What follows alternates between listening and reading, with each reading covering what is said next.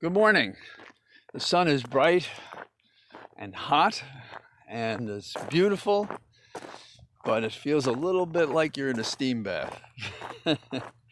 So, I had a great opportunity yesterday to speak to the Fairfax County Democratic Committee sustainers, those who contribute to the candidates in the area. They're also active in other ways, but this was an acknowledgement and a thank you. And the conversation was very interesting. The conversation was they want our leaders, they want our candidates to do more. And this is especially true on the weekend when CPAC is out there saying things like, they cheer the fact that some people are not taking the vaccine. They apparently believe strongly in white innocence. And they support the insurrectionist and the woman who was shot and died, who was involved in the siege, trying to push through a door to get where the members were. So, talk about being on the wrong side of at least our democratic philosophy, being on the wrong side of public health, being on the wrong side of discrimination. And that's where they are. Now, Maloney, who is a Democratic leader, said we're going to start answering. Think about it. Why is it so difficult to answer to this? Do you need a committee to answer these questions, to say vaccine is a public health concern, it's above politics, and you should take it, and if you don't, you're compromising yourself and everybody else?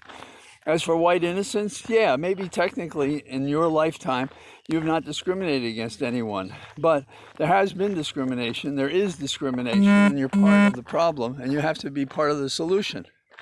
And as for insurrectionists inciting a riot and then challenging the government, trying to take it down by force, are we Haiti? I don't think so.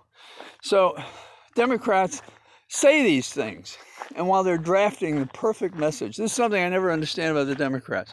We're so strong on education. Why is it our message is always weaker than the Republican message? Is it because the people are so bad, half of them, a third of them, that message will work immediately with them? And, as a test case, he whose name we'd rather not think about, it seemed to work for him. And in recent days, what is he doing? In recent days, he's going around with the appearance of being president.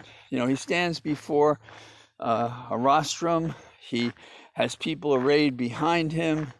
He speaks as if he really won the election. And there are people out there believing it. Democrats answer it, make fun of him, call him a fiction story, attack. Stop this nonsense. You can't win the argument you don't make. I repeat it all the time. And on some level, they must know it. And I think the problem is they're so afraid of hanging on to their own jobs, they hold back and don't fight. Sometimes you have to take a risk that you're right enough that you can make a difference being right enough. I get amused in an intellectual sense when we talk about sending troops to Haiti. And they said, what are they going to do? We're going to find out who we should hold accountable. You see the irony? They're going to find out in Haiti who should be held accountable when we're not doing it right here in America, not among the Republicans, not among our intelligence groups, not among the staff in the White House. What is wrong? And, okay, so I guess I'm in kind of a negative frame of reference here. But, okay, Kabul, Afghanistan. We're very slowly, glacially moving out of Afghanistan. Why? Why isn't it one day we're there and the next day we're not? What if we're not pulling out? Don't pull out. But be what you're supposed to be. Have a policy and stand by it.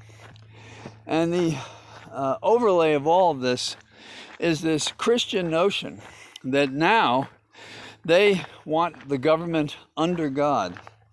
Now, I was taught by Dominican nuns in St. Pius's and St. Thomas Aquinas in the Bronx. And I believe what they taught me. And one of the lessons that they taught me in the 50s was render unto Caesar the things that are Caesar and unto God the things that are God. Also in our civics class, we studied about the separation of church and state, what Jefferson had to say.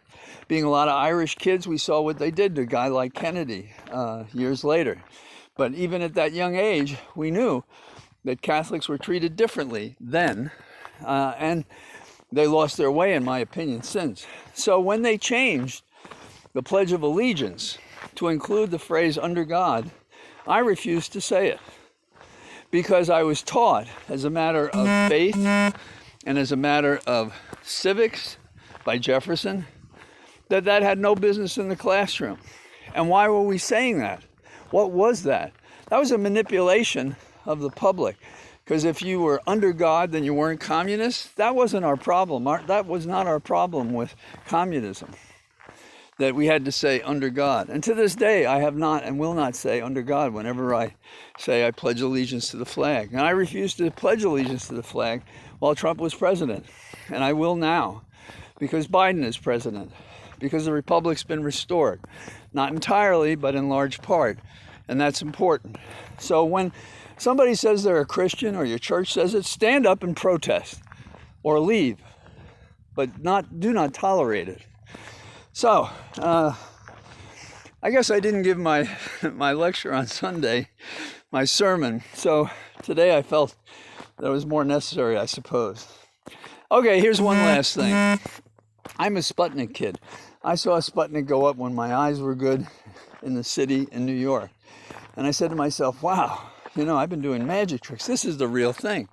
And it's one of the reasons, since I was good at math, that I went into science, physics, and engineering. Well, we have these billionaires out there taking bows for taking rockets, basically, shooting them straight up, and they come straight down. Now, that's great. That's fun. That's a 4th of July celebration. That's not new science. We did that a long time ago, unmanned, and then with monkeys, and then finally with passengers who had no control over the machine, and ultimately navigated them around the Earth and to the moon. These guys are so far beyond the development curve, and we're celebrating it. Millions of dollars wasted on this crap. So, if we're going to talk about science, let's do real science. If you're going to advance the parameters of our knowledge, you're going to make a great achievement. Make a great achievement, something that hasn't been done. Not a personal first since you were a kid and liked rocketry, and you build this candle and send it up. And, let's give Musk his due. Musk is going to have a rocket that circumnavigates the Earth. Shooting something straight up and down and having Branson say, there it is, this is now the beginning of space. Well, not unless there's a floor to get off as the rocket goes straight up. So I'm glad they're having a lot of fun with their money. I question how they got it. And I do talk about conspicuous consumption. So, yeah, I guess I got up Monday in an annoyed mood. But these are what the stories, I think, can mean to us. I think how we should react to them. The trouble with America, maybe the world, is luckily there's a majority that have a standard. And then there are these other trolls and monsters out there who just have an appetite to mess things up. The in-the-way people, as Bill Burr, the comedian, might say. So, have a good day. I'll be back tomorrow, and I'll find happy things to talk about. Bye-bye.